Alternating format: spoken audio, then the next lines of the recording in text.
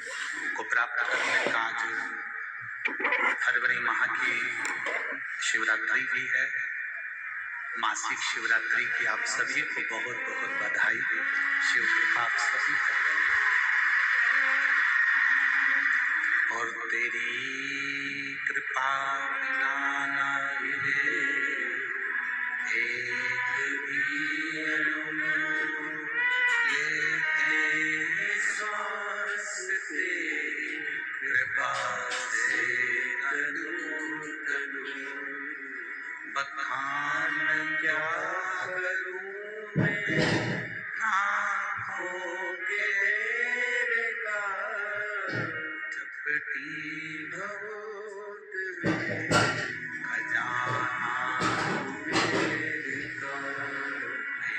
अंधकार मुक्ति द्वार ओंकार तू, बोले ओंकार तू, आयो शरण तिहारी शंभो तार तार तू।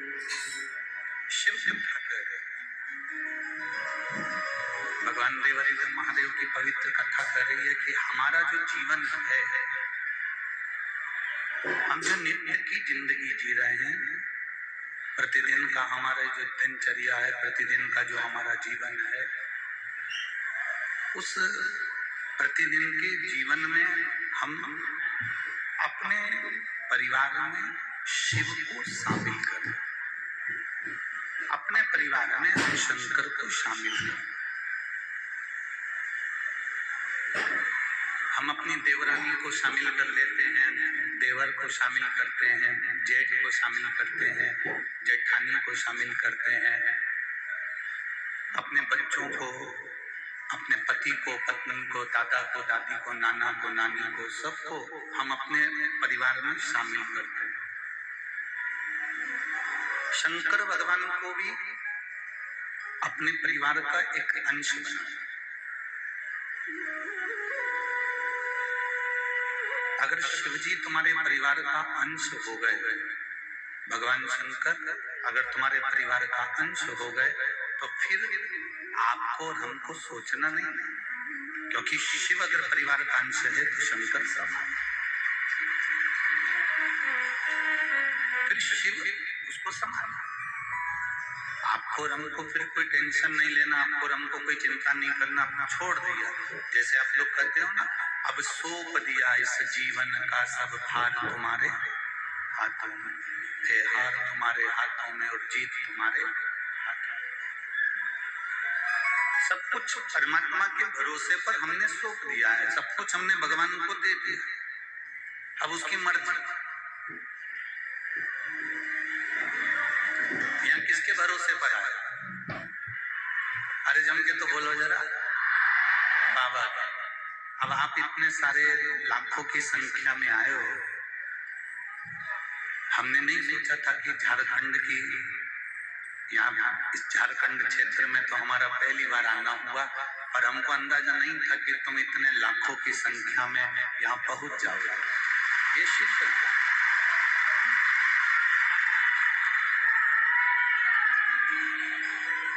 और ये आप सीहोर वाले के भरोसे पर नहीं आए, आप ये रंजीता वर्मा जी कथा करा रही हैं, इनके भरोसे पर नहीं आए, या इनकी समिति के भरोसे पर नहीं आए। आप भरोसे पर आए हो तो वो बाबा के भरोसे पर आए हो कि वो मुझे लेकर जा रहा है और मुझे संभालेगा। तो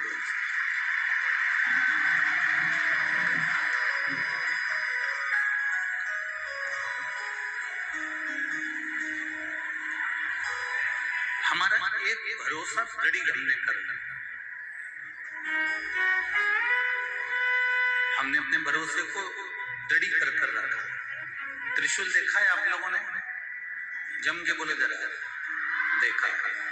त्रिशूल को पकड़ते हैं, एक जगह से पकड़ते हैं कि 3 जगह से पकड़ते हैं?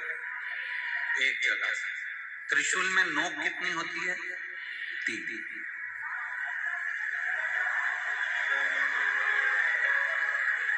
अब बाकी के जितने शस्त्र हैं, सुदर्शन, शंख, चक्र, गदा, भाला, धनुष, बाण, तीर, ये जितने जितने शस्त्र, तलवार, बर्छी, कटार, बंदूक, जितने जितने आप शस्त्र देखेंगे, इन शस्त्रों में देखेंगे कि ये एक शस्त्र केवल एक पर प्रयोग किया जा सकता है। पर शिव महापुराण की कथा कहती है केवल एक त्रिशूल ऐसा होता है जिस त्रिशूल को एक जगह से पकड़ा जाता है और 3 पर उसका प्रहार कर दिया जाता है। उसी तरह शंकर का हम केवल एक अकेला नाम लेते हैं। आपने शिव का नाम लिया, आपने शंकर का भजन किया और शंकर भगवान ने तुम्हारे नाना पक्ष में, तुम्हारे दादा पक्ष में और तुम्हारे कुल में ना जाने कितनों को तीनों पक्ष में तार दिया है। वो शिव शंकर है, वो शंकर है, वो घड़ी है। बोल बम का नारा है, उसने तार दिया, उसने साथ। आज किसी ने प्रश्न किया था सुबह जब मिलने के लिए लोग आए थे, उस समय पर उन्होंने प्रश्न किया था कि महाराज जी, उन्होंने प्रश्न कर कर कहा था कि हमारा रोज मंदिर जाना क्या जरूरी है? हम रोज क्या मंदिर जाएं? जरूरी है? हमने कहा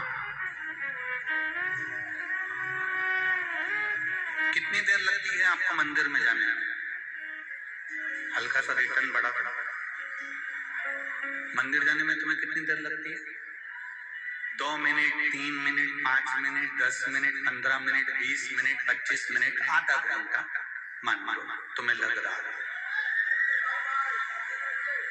तुम वो 5 मिनट, तुम वो 20 मिनट, तुम वो 10 मिनट, वो 2 मिनट अपना एक कॉपी पर लिखते जाओ। मैं 365 दिन में से 65 दिन मंदिर नहीं गई, बाकी के 300 दिन मंदिर गई हूं और उसमें मैंने 2 मिनट या 5 मिनट बाबा को दिया है। किसको दिया? बाबा। मैंने अपने समय में से समय निकालकर बाबा को 5 मिनट दिया है। मैंने बाबा को अपना समय उसमें से निकाल कर दिया है और वो 5-5 मिनट 300 दिन का, 365 में से 65 दिन नहीं गए या 200 दिन गए या 250 दिन गए या 300 दिन गए, उसका एक आंकड़ा बनाओ।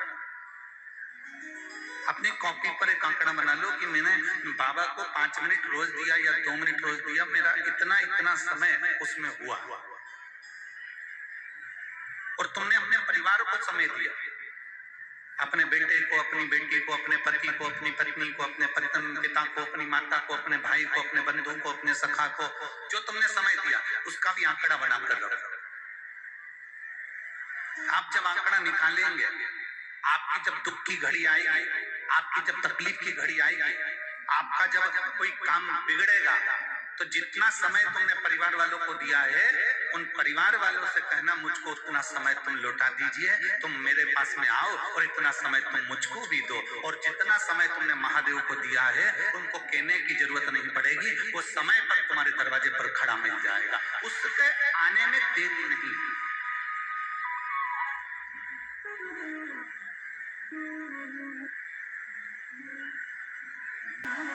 मेरे बाबा दया करना,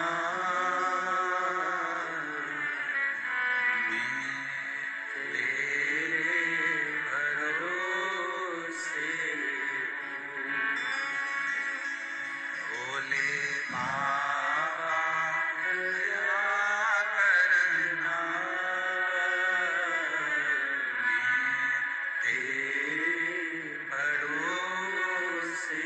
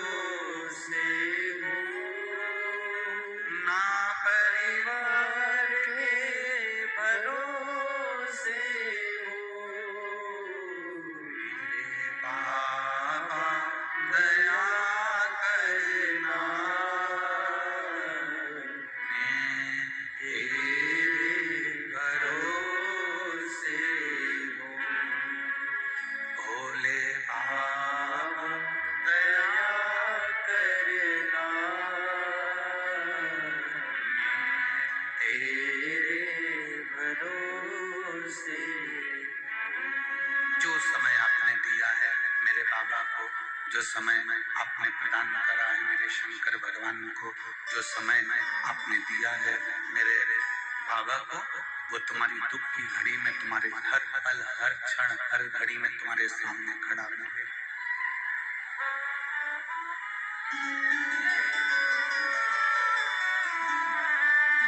तुम्हारे सम्मुख में होगा।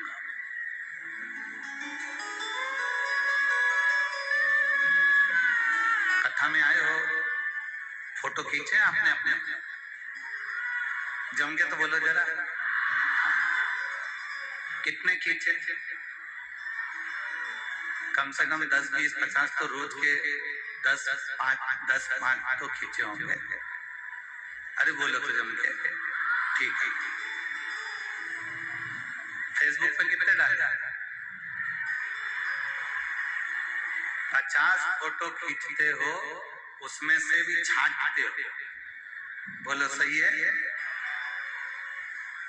अब 50 फोटो में से तुमने छांटा और छांटने के बाद फिर तुमने उसमें से 5 फोटो 50 में से छांटकर 5 फेसबुक पे डाले। 5 में से जो तुमने अच्छे फोटो थे वो निकाले और तुमने अपने इंस्टाग्राम पे डाला, या वो मोबाइल में व्हाट्सएप चलता है उसके पास में जो इंस्टाग्राम होता है उस पे, ठीक है? अरे बोलो तो जम के, ठीक है। 50 के 50 क्यों नहीं डाले? अरे गुरुजी उसमें हम आड़ा टेढ़ा आए थे, उसमें हमारा फोटो ठीक नहीं है। इतने सारे फोटो में से छांटकर केवल 5-10 फोटो तुम्हारे अच्छे आते हैं, तो तुमने वो 5-10 फोटो अपने फेसबुक पर, अपने इंस्टाग्राम पर, अपने स्टेटस पे लगाया। खींचे कितने थे? 50, 100, 10, 20, 25 और डाले कितने?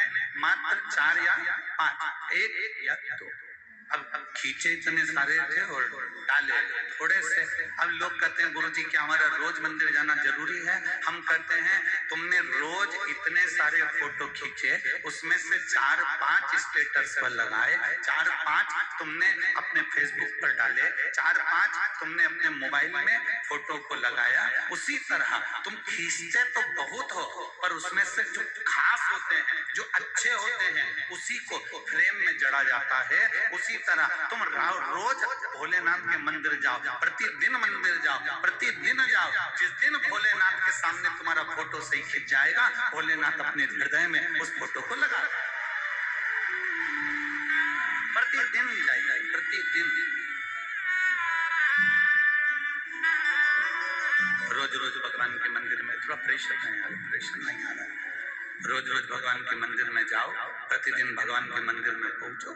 जब आप रोज रोज भगवान के मंदिर में जाओगे तो भगवान एक आध फोटो तुम्हारा ऐसा होगा, एक आध बार मेरा भोलेनाथ ऐसी कृपा कर देगा कि तुम बाबा के हो जाओगे और बाबा तुम्हारा हो जाएगा।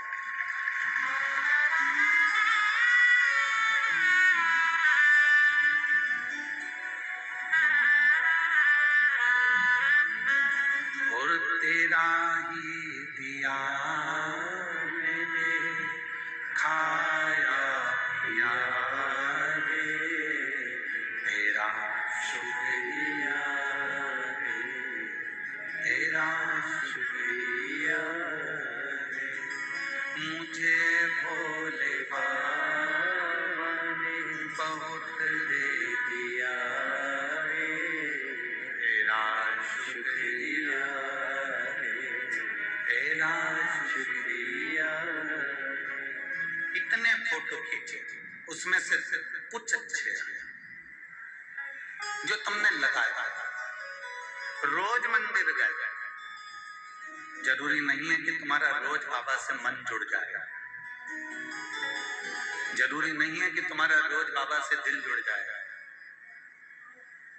रोज मंदिर गए, पर कोई एक दिन ऐसा होगा, कोई एक पल ऐसा होगा, कोई एक घड़ी ऐसी होगी कि तुम बाबा से ऐसे जुड़ जाओगे और ऐसे लग जाओगे कि बाबा तुम्हारा हो जाएगा और तुम बाबा के हो जाओगे।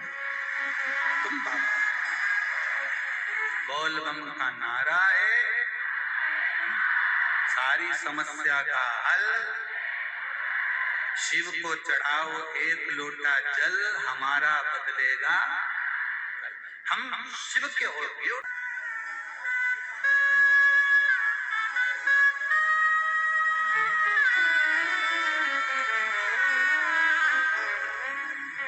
शिव जी ने कभी तुम्हारे पास में आकर ये कहा मैं बैठा हूं तो चिंता मत कर? जम के बोलो जरा। नहीं बोला। तुम्हारे घर के लोग बोलते कि नहीं बोलते? एक बहुत ऊंचे ओहदे पर कोई मिनिस्टर बन गया, खूब बड़ा अधिकारी बन गया, खूब ऊंची पोस्ट पर बैठ गया और उसमें बहुत बड़ा गृह मंत्री बनकर या बहुत बड़ा मंत्री बनकर वो बैठा और उसने कहा तू क्या चिंता करता है? मैं बैठा हूं, मैं हूं ना, तो तुझे क्या चिंता कर रहा है? मैं बैठा हूं, मैं बैठा हूं, मैं बैठा हूं, मैं बैठा हूं। हर जरा सी बात में वो बोल दे तुझे क्या चिंता करना, मैं बैठा हूं ना, मैं बैठा हूं ना। और कह दिया तुझे जो करना है कर, मैं बैठा हूं, तुझे जो करना हो कर, मैं बैठा हूं। बस अब तुमने उसी के बल पर तुमने ऐसा काम कर लिया और जो काम करा और फोन लगाया कि साहब को ऐसा ऐसा हो गया है, तो मालूम पड़ा कि जो बैठा था वो लेटा है। मालूम पड़ा कि बीमार पड़ गया और बीमार पड़कर वो पलंग पर लेट गया। अब तुम फोन कर करके रहो कि साहब तुमने तो कहा था कि मैं बैठा हूं, मैं बैठा हूं, तो वो कहेगा मैं क्या करूं, मैं लेटा हूं, मैं लेटा हूं। तो क्या कर सकता हूँ? बीमारी आ गई, तकलीफ आ गई, मेरे शरीर में कष्ट आ गया तो मैं लेट गया। मेरे शरीर में कष्ट है तो मैं हॉस्पिटल में पड़ा हूं, मैं बीमारी में पड़ा हूं।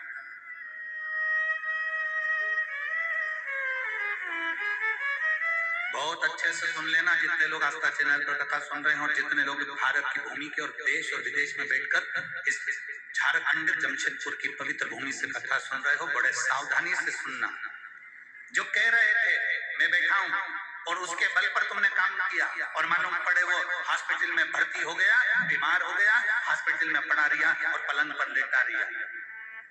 एक बात याद रखना, जो कह रहे हैं परिवार वाले मैं बैठा हूं, मैं बैठा हूं, मैं बैठा हूं, वो कभी काम नहीं आएगा। पर जो कभी नहीं कहता कि मैं बैठा हूं, तुम्हारा चढ़ाए गए एक लोटे जल से वो काम आएगा। तुम्हारे चढ़ाए गए एक लोटे जल से वो तुम्हारे काम आ जाएगा, तुम्हारे सम्मुख में आ जाएगा, तुम्हारे सामने आएगा और तुम्हारे दुख को, तुम्हारी तकलीफ को, तुम्हारे कष्ट को वो हर लेगा।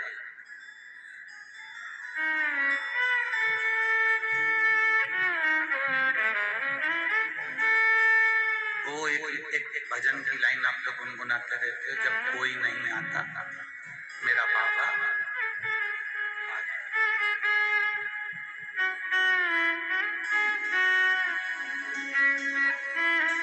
कोई नहीं।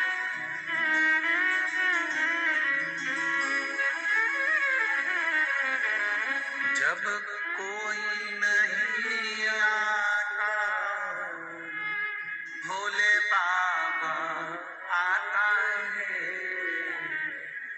जब कोई नहीं आता मेरा बाबा आता है। मेरे दुख की घड़ी में वो बड़ा काम आता है, मेरी दुख की घड़ी में वो बड़ा काम आता है। वो तुम्हारे दुख की घड़ी में तुम्हारे सम्मुख में आकर खड़ा हो जाए, दिखेगा नहीं, दिखता तो है ही नहीं वो, जो जैसा दिखता है वो वैसा होता कहाँ है। इसलिए मेरा बाबा भोलेनाथ, मेरा शिव, मेरा वो गर्दानी, मेरा त्रिकालदर्शी, मेरा कैलाशी, मेरा अविनाशी दिखता नहीं, मेरा शंभू दिखता ही नहीं।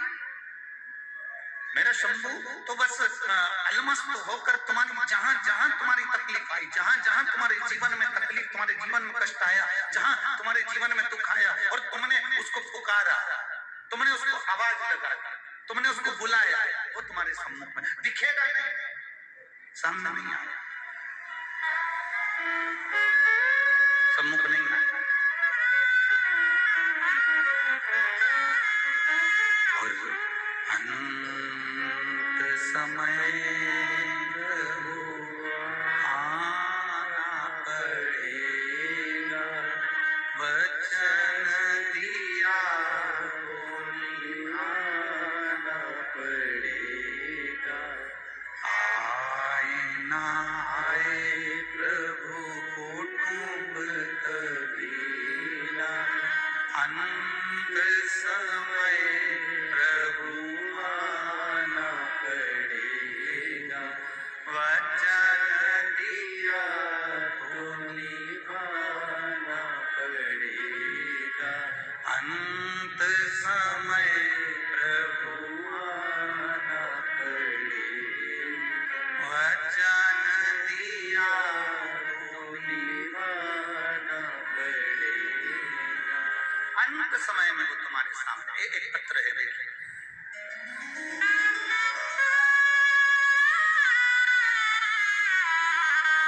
मैं स्मृति वर्मा, रांची झारखंड से हूँ। कहीं बैठी हो स्मृति जी तो हाथ हिला सकती हैं। मैं स्मृति वर्मा, रांची झारखंड से हूँ। मेरा मोबाइल नंबर ये है। गुरुजी, बाबा की दया का मैं क्या बखान करूं। मेरी मौसी के बताने पर हमने आपकी कथा सुनना प्रारंभ किया। गुरुजी, कथा तो मैं रोज सुनती थी पर मुझे विश्वास ही नहीं था। जो लोग पत्र पढ़ सकते हैं वो टीवी पर, एलईडी पर, मोबाइल पर पत्र को पढ़ सकते हैं। गुरुजी, कथा तो मैं रोज सुनती थी पर मुझे विश्वास ही नहीं था कि भयंकर से भयंकर रोग भी सिर्फ बाबा को जल चढ़ाने से क्या समाप्त हो सकता है। बाबा ने स्वयं मेरे घर में ही है कृपा करी। मेरी मम्मी का नाम मंजू देवी है। अचानक उनकी तबीयत खराब हो गई। उन्हें रांची में डॉक्टरों को दिखाया तो जांच कर मालूम पड़ा कि उन्हें 4th स्टेज का कैंसर है। कहीं बैठी हो तो हाथ हिला सकती हैं और बेलपत्र के लिए भी आ सकती हैं अगर बैठी हो तो। मेरी मम्मी को मालूम पड़ा कि 4th स्टेज का कैंसर है। डॉक्टर ने रांची में बताया कि इनको 4th स्टेज का कैंसर है और बच्चेदानी में लंग्स के अंदर पूरा कैंसर फैल चुका है। इसका कोई इलाज नहीं है। ये केवल 2 या 3 महीने की मेहमान है। इनको ले जाओ। पत्र में आप पढ़ रहे होंगे जो लिखा गया है। 2 से 3 महीने की मेहमान है, इनको घर ले जाओ और जितना बन सकता है उतनी सेवा करो। हम उनको बॉम्बे में ले गए जहां डॉक्टरों से उनके लिए हमने सलाह मांगी और डॉक्टरों ने कहा कि इनको 4th स्टेज का कैंसर है, वो पूरे शरीर में फैल चुका है। अब भयंकर रोग शरीर के अंदर आ गया। अब करें तो करें क्या? हमने आपकी कथा सुनकर मेरे पापा और भाई को मंदिर जाकर लोटा भर जल चढ़ाने को कहा और कहा पापा आप सीहोर चले जाओ और सीहोर से रुद्राक्ष लेकर आए। मेरे पिताजी जो अवस्थावान है वो सीहोर पहुंचे गुरुजी और सीहोर से रुद्राक्ष लेकर आए। तब तक मेरी मम्मी को भैया लेकर अपने घर पर आ गए और उनकी सेवा में लग गए। जब हम सीहोर पहुंचे तो सीहोर में जाने के बाद में हमने वहां से रुद्राक्ष लिया। उस रुद्राक्ष को हम लेकर आए और वहां से प्रार्थना कर कर भोलेनाथ पे चढ़ा हुआ जल भी हम मांग कर लिया। बड़ी सी शिला रखी हुई थी जिस पर हमने जल चढ़ाया, वो जल हम उठाकर लेकर आ गए। गुरुदेव, हम उस जल को लेकर आने के बाद बाबा का जल उनको रुद्राक्ष गलाकर देने लगे। श्री शिवाय नमस्तुभ्यम का जाप करने लगे। मम्मी को कानों में हम हेडफोन लगाकर शिव पुराण की कथा सुनाने लगे। 6 महीने बाद हम वापिस मुंबई में जाकर जांच कराए तो डॉक्टरों ने कह दिया कि इनके पूरा कैंसर समाप्त हो चुका है, इनके शरीर में कैंसर नहीं। ये शिव तत्व है, ओघड़ी है, शंभु है, प्रकाशदर्शी शिव है। मैं स्मृति वर्मा, रांची झारखंड से हूँ। मेरा मोबाइल नंबर ये शिव तत्व है, ये ओघड़ी है, ये शंभु है, ये प्रकाशदर्शी, ये कैलाश। आपको लगता होगा गुरुजी हम इतनी दूर से कथा सुनने के लिए आए हैं। हम आप लोगों को बोलते हैं बार बार कि देखो बहुत दूर से लोग आए हैं, इनको कथा सुनने दो। आपके चिल्लाने से, आपके बोलने से कई लोगों की कथा छूट जाती है। आपको थोड़ा सा हमारे कहने से बुरा जरूर लगेगा, पर ईमानदारी से सत्यता की बात कहें ना, ये कथा नहीं है। ये तो मेरे भोले बाबा अपने बच्चों का दुखड़ा सुनने के लिए और उसको समझाने के लिए बैठते हैं और उस बीच में उसके दुख को हर लेते हैं। यहाँ मेरे बाबा तुम्हारे बीच में अगर ये कुबेरेश्वर बाबा आया है, ये शिव महापुराण की कथा यदि हो रही है, तो वो तुम्हारे बीच में आकर तुम्हारे दुख को मात्र उसकी दृष्टि से, मात्र शिव कथा के माध्यम से तुम्हारे दुख को हर लेगा।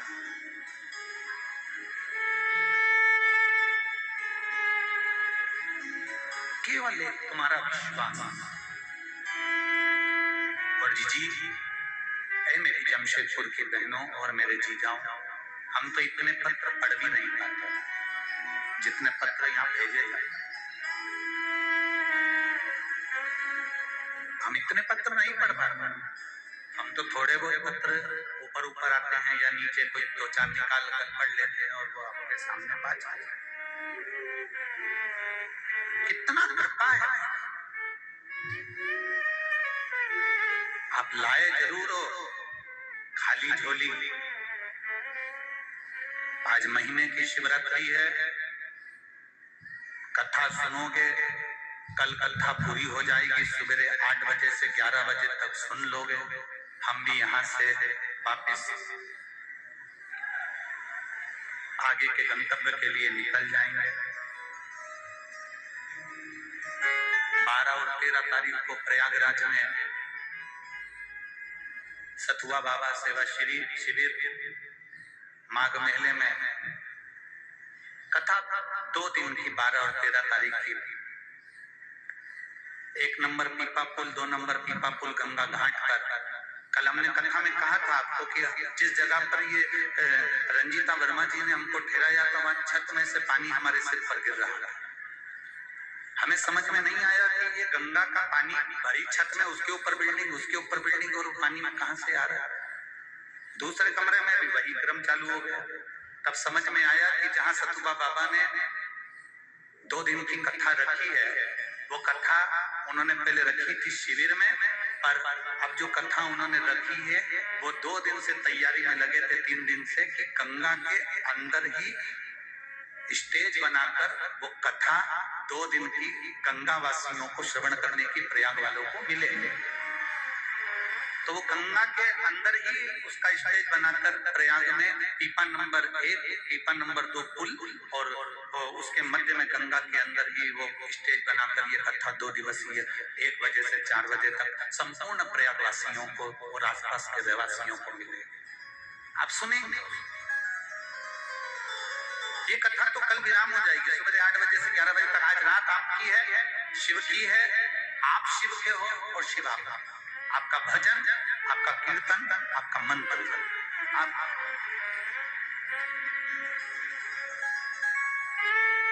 आए हो खाली। आप खाली जरूर आए, पर मेहमान जब जाएंगे ना, वो कहते हैं ना, मेहमान जाते हैं तो बच्चे को कुछ न कुछ देकर जाते हैं। कल मेरा बाबा जाते जाते आपकी भी झोली में ना जाने कितना तोड़ कर चले जाए, कितना देकर। वो शिव है, वो घड़ी है।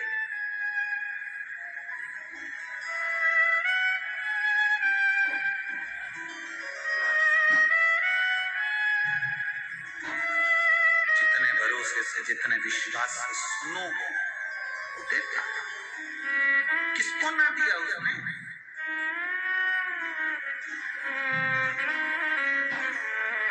किसको प्रदान नहीं करा उसने?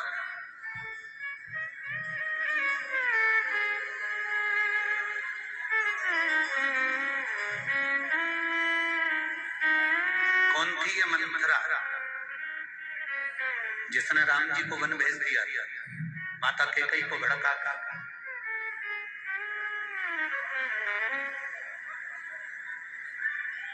कौन थी?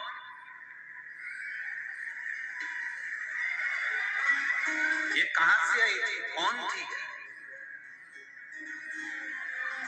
रामचरितमानस में इस मंथरा के चरित्र को हमने देखा, पूरा रोल अदा करा इसने। केकई को भड़काया, केकई को कुछ ना कुछ कहती रही, अपशब्द बोलती रही और केकई को भड़काकर राम जी के प्रति द्वेष उत्पन्न कराकर राम जी को 14 वर्ष के लिए वन भेज दी। साधारण नहीं थी मंथरा। जब मेरे राम जी महाराज बचपन में छोटे थे, बाल्यावस्था थी उनकी, तो इसी मंथरा की गोद में भी खेले हुए हैं। भरत जी छोटे थे, शत्रुघ्न जी छोटे थे, लक्ष्मण जी छोटे थे, तब इस मंथरा की गोद में खेले हुए।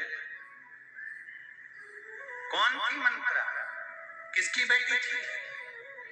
पूर्व में कहां से आई थी? अगर हम हमारे शास्त्रों को उठाकर देखें तो अगर आप पूरे शास्त्र नहीं उठा सकते तो तेलुगु की रंगनाथ रामायण को एक बार पढ़ना, और तेलुगु की जब रंगनाथ रामायण को आप पढ़ेंगे तो उसका 454 नंबर का एक प्रश्न निकालना, और तेलुगु की उस रंगनाथ रामायण में 454 नंबर के पृष्ठ पर आप पढ़ेंगे कि मंथरा कोई साधारण नहीं थी।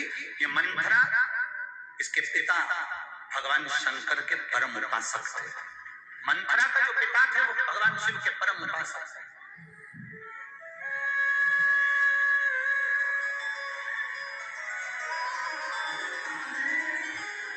प्रहलाद, भक्त प्रहलाद के पुत्र हुए हैं विरोचन। भक्त प्रहलाद के पुत्र हुए विरोचन, और विरोचन इतने बड़े शिव के भक्त थे, इतने बड़े शंकर के भक्त थे कि शिव की आराधना में 24 घंटे लगे रहते। जैसे प्रहलाद भगवान नारायण की आराधना में लगे रहते थे, श्रीमन नारायण ओम नमो भगवते वासुदेवाय, नारायण नारायण भगवान का नाम 12 अक्षर मंत्र का उच्चारण प्रहलाद किया करते थे, ध्रुव किया करते थे। ऐसे ही प्रहलाद के पुत्र विरोचन भगवान शंकर की आराधना में लगे रहते थे। भगवान शिव की स्तुति करना, शंकर का भजन करना, शिव को एक लोटा जल चढ़ाना, शंकर की स्तुति में डूबे रहते थे।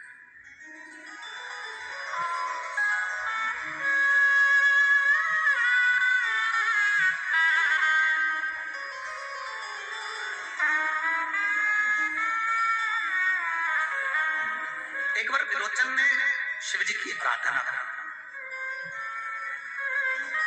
और विरोचन की जो धर्म पत्नी थी विशालाक्षी, विरोचन की धर्म पत्नी विशालाक्षी वो भी शिव की आराधना में डूबने वाली।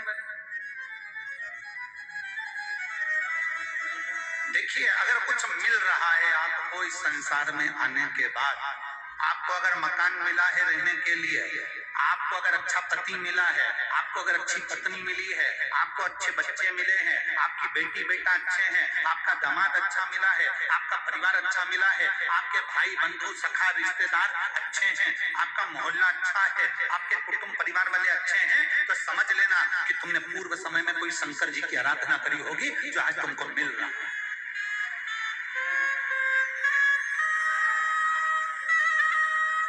शिव की आराधना का फल इस मृत्यु लोक में प्राप्त होता है।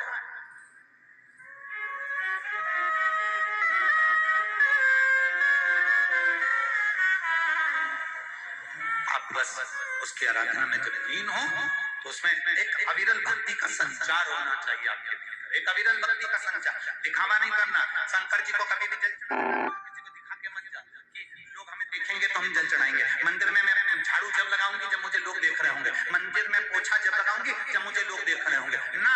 कोई देखे चाहे ना देखे, हमारा काम है जल चढ़ाना। कोई देखे ना देखे, हमारा काम है झाड़ू लगाना। कोई देखे ना देखे, हमारा काम है पोछा लगाना। ये हमारा कर्तव्य, ये हमारा कर्तव्य।